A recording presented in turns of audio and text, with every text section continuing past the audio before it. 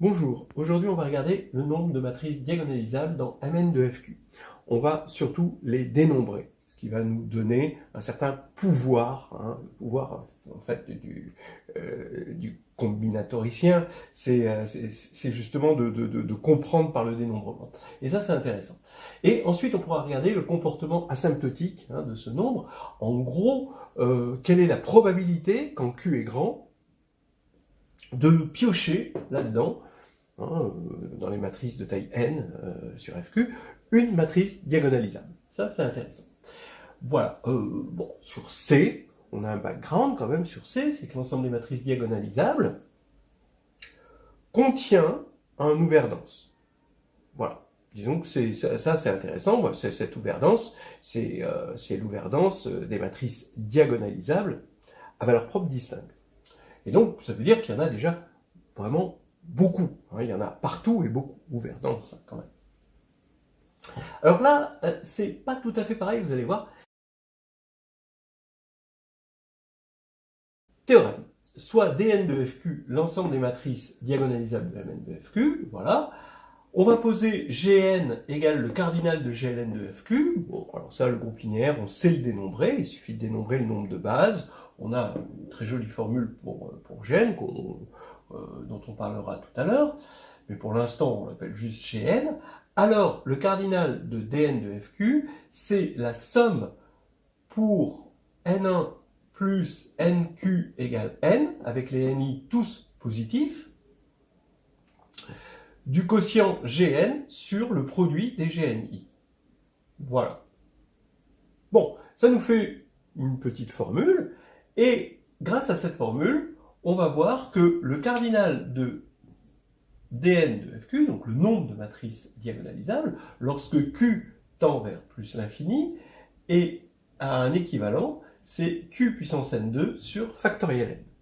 Ce qui peut paraître étonnant, ce qui peut paraître décevant. C'est-à-dire que la probabilité de tomber sur une matrice diagonalisable, c'est 1 sur factoriel n. Parce que le cardinal de Mn de Fq, comme c'est un espace vectoriel de dimension n2 sur un corps de cardinal Q, et ben, le cardinal c'est Q puissance n2. Donc la probabilité, c'est 1 sur factoriel n. Bon, oui, c'est décevant par rapport à ce qu'on avait sur C, où on avait un ouvert dense. Partout où on tapait, on était à epsilon d'une matrice diagonalisable. Voilà.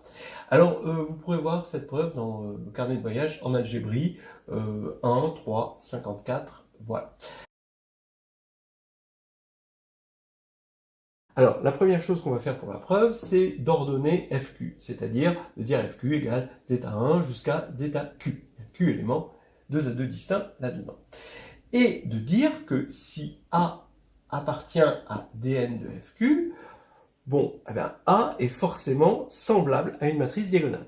Bon, c'est clair. Et quitte à permuter les éléments de la diagonale, donc, ce qui ne change pas la classe de similitude, on peut supposer que A est semblable à la matrice diagonale où on a regroupé tous les zeta1, tous les zeta2, tous les zeta-q en n1, zeta1 jusqu'à nq, zeta-q. Et comme A est de taille n, forcément la somme des ni est égale à n, comme c'est écrit ici. Réciproquement, si A est semblable à une matrice diagonale, alors elle est diagonalisable. Voilà, donc on a un si et seulement si. Maintenant, ce qu'il nous faut, c'est l'unicité des ni pour un A donné. Donc ce que je dis, c'est que A est semblable à un DNI. Alors DNI, c'est cette matrice diagonale, avec le Q uplé NI, et que A est semblable à un DNI, mais pour un NI unique. D'accord ? Il y a un unique Q uplé NI tel que A est semblable. Il ne peut pas y en avoir deux. Alors pourquoi ? Ben oui, parce que quand on prend A et qu'on va dire qu'elle est diagonalisable, comme elle est diagonalisable, son polynôme caractéristique, il est scindé sur FQ, donc on peut l'écrire comme un produit indice I de x moins zeta I puissance certain NI, et comme A est semblable à une matrice DNI, elles ont donc même polynôme caractéristique. Ce polynôme caractéristique, c'est celui-ci, et on peut identifier les NI grâce au théorème d'unicité de la factorisation d'un polynôme. Donc les NI sont bien uniques par ce théorème. Voilà, donc ça c'est assez facile, ce qui va faire que maintenant on a compris comment on allait attaquer ce problème. On va l'attaquer par les actions de groupe, avec les matrices. C'est comme dans le film Matrice, faut attaquer les choses avec la bonne pilule, en quelque sorte. Alors donc, là ici, on va regarder et on va dire que GLN de FQ agit sur les matrices diagonalisables par conjugaison et les orbites sont classifiées, d'après ce qui précède, par les QUplets de NI avec somme de NI égale N. Voilà. En gros, dN de FQ, c'est la réunion disjointe de ces orbites. C'est exactement ce qu'on a dit. A dans dN de FQ est forcément dans une de ces orbites et une seule. Voilà. Alors allons-y. Maintenant, analysons orbite par orbite. Donc on va regarder l'orbite de dNi, pour un NI qui vérifie la somme égale N. Eh bien, c'est forcément en bijection, puisque là maintenant, GLN de FQ agit transitivement, forcément, puisque c'est une orbite. C'est donc en bijection avec GLN quotienté par le stabilisateur pour l'action de conjugaison. Alors maintenant, ce stabilisateur, qu'est-ce que c'est? C'est l'ensemble, ou le sous-groupe, si vous préférez, des M du groupe GLN, tel que MD M-1 égale D. C'est ça le stabilisateur. Donc ça fait MD égale DM. Alors attention, ça veut dire que c'est d'une part le commutant de D, mais d'autre part, on prend les éléments du commutant, non pas dans Mn de FQ, mais dans GLN de FQ. Voilà, on continue. Alors donc, on cherche le commutant de DNI, que j'appelle D, dans GL. Attention, c'est dans GLN. Alors, allons-y. Bon, DNI, je l'écris comme ça, c'est zeta1, c'est la matrice diagonale, donc c'est zeta1 avec la matrice identité, mais de taille n1, zeta2 avec la matrice identité de taille n2, jusqu'à Q. Voilà, donc c'est ça. Eh bien, M, je vais la mettre dans la même structure bloc que j'ai mis DNI. Donc M s'écrit sous une structure bloc, MIJ avec MIJ, qui a NI ligne et NJ colonne. Voilà. Donc, bon, l'habitude du calcul par bloc nous dit que quand on va multiplier D à gauche, donc gauche comme les lignes, donc ça va être zeta I MIJ, voilà, ça va nous donner ça. Par contre, quand on multiplie à droite, par D, à droite, ça va être les colonnes, ça va être zj MIJ. Voilà. Donc, quand on dit que c'est égal, parce qu'on veut que M soit dans le commutant, eh ben, ça va nous dire que ça égale ça. Et donc, dès que zI est différent de zj, c'est-à-dire dès que I est différent de J, eh bien, ça va nous faire que MJ est égal à 0, forcément. Bref, M a une structure diagonale par bloc, avec des MII, qui appartiennent a priori dans MI de FQ, mais a posteriori, comme on sait que M est inversible, on a dit que c'était dans GLN, le fait que c'est une structure diagonale par bloc va faire que chaque bloc est inversible. Ça, c'est bien connu. Donc, MII appartient à GL NI de FQ. La réciproque ne pose aucun problème. Si M est constitué de blocs diagonaux, chacun inversible avec la bonne taille, alors ça va commuter avec D sans aucun problème, d'accord, puisque chaque bloc ici va commuter avec son bloc homologue, parce que ça c'est une homothétie. Donc la réciproque ne pose aucun problème. Voilà.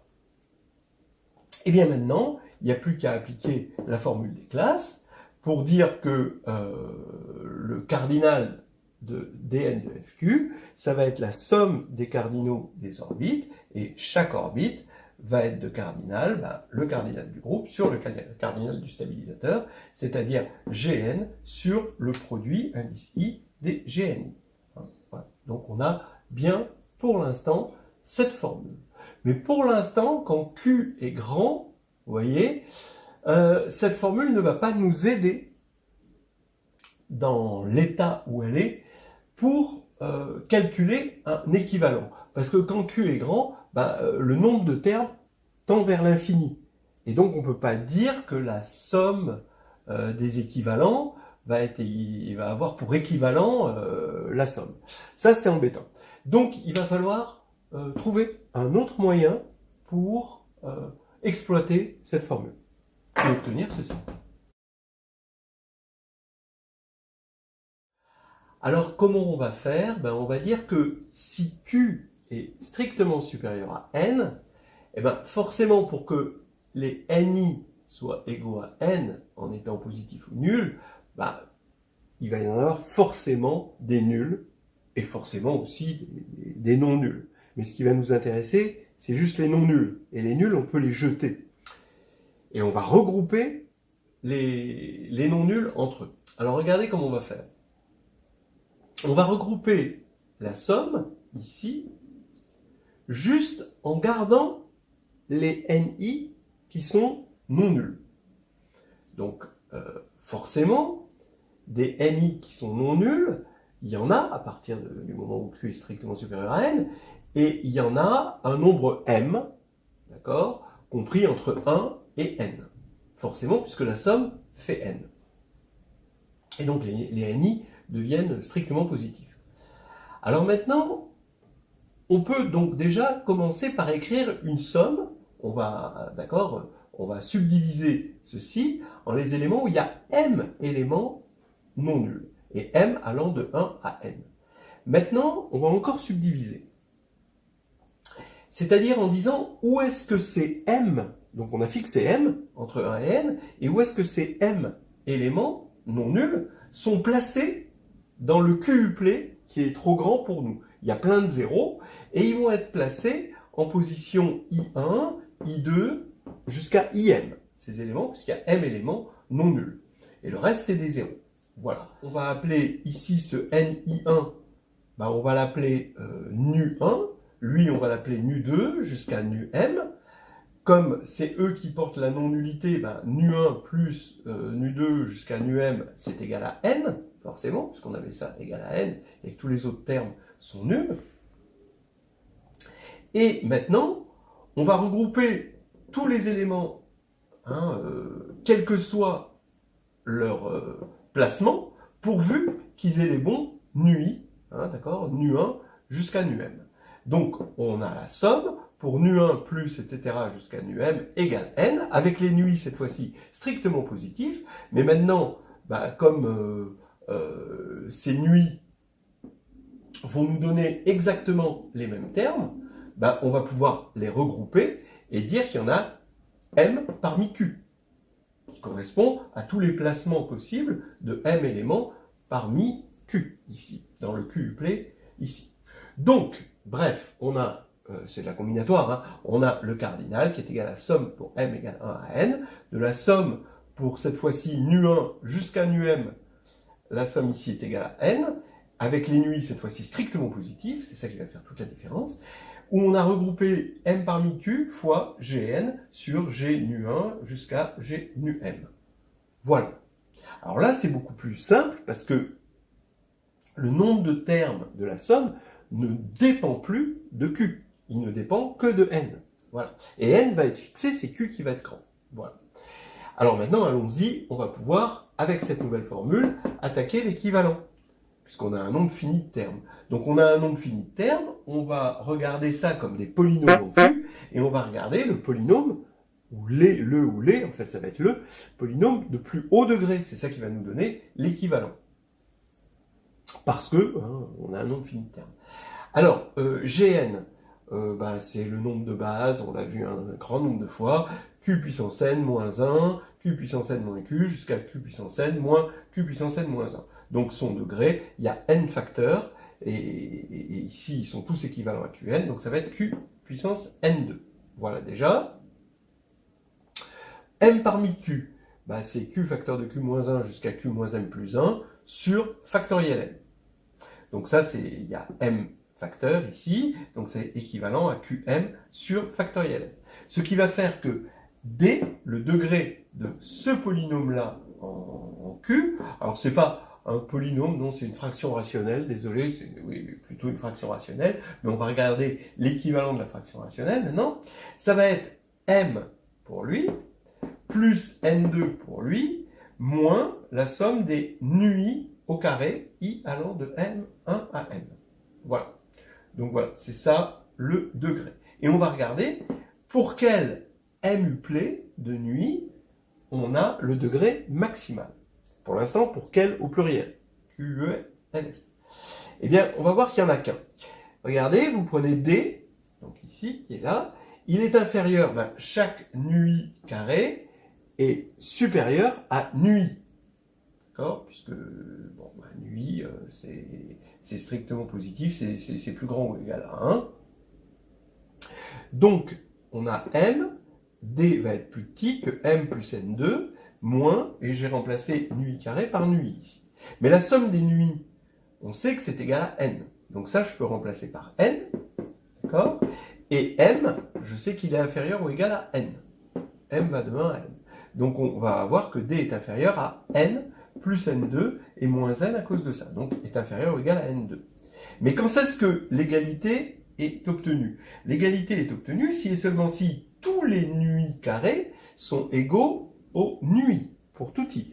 Mais nuit carré égale nuit, ça fait nuit égale 0 ou nuit égale 1. Nuit égale 0, c'est pas possible, parce que les nuits sont strictement positifs, donc ça fait juste nuit égale 1. Voilà. Donc c'est atteint quand tous les nuits sont égaux à 1 et qu'il y a n nuits, pour m égale n, il faut que m soit égal à n, et les nuits sont égaux à 1. Et ça nous donne bien, en plus, l'autre égalité, m égale n. Donc, on a gagné. Il n'y a qu'une seule fraction rationnelle, ici, qui est dominante dans toutes ces sommes. C'est pour tous les nuits égaux à 1, et on va avoir, dans ce cas-là, m égale n, puisque il y aura n éléments non nuls, et tous égaux à 1, et on va avoir ici quelque chose qui va être équivalent, qui va être égal à n parmi q, gn sur G1, G1, G1, n fois G1. G1, c'est simplement G indice 1 ici, c'est juste Q moins 1. Donc en tout cas, c'est équivalent à Q. Donc ici, on va avoir Q puissance n comme équivalent sur factoriel n. Là, la Gn, son équivalent, c'est Q puissance n2. Et là, on va avoir Q fois Q, etc. Donc ça va faire Q puissance n. On simplifie et ça fait Qn2 sur factoriel n. Voilà. Donc la prochaine fois, ce que je propose de faire, c'est de regarder ce qui se passe quand on prend dans Mn de Fq une matrice au hasard. Qu'est-ce qu'on obtient comme type de matrice? Qu'est-ce qu'on a le plus de chances d'obtenir? Malgré toutes nos attentes, c'est pas une matrice diagonalisable, parce que 1 sur factoriel n, c'est quand même un peu petit. Voilà. À bientôt.